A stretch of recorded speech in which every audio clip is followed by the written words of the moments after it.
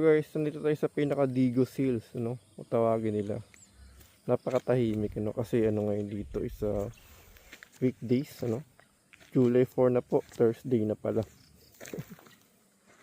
Tahimik. May taniman dun no. Ay, parang pinya. Oh, pinya yata, no. Tahimik, oh.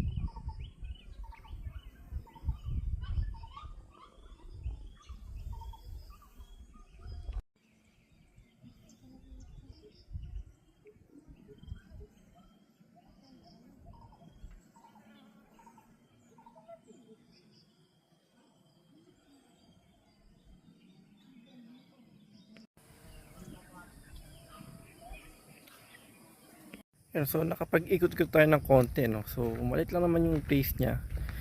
Maganda lang kasi tahimik. Yun, gusto mo mag muni-muni, pwede nga dito and then mag-overnight. May nakita tayong pool which is good siya, no. Masarap doon kasi at least may pool. Gusto mo maglublog, pwede siya. So right now, pero ito na yung itsura ni Digos. Ayan, July 4 po. Okay.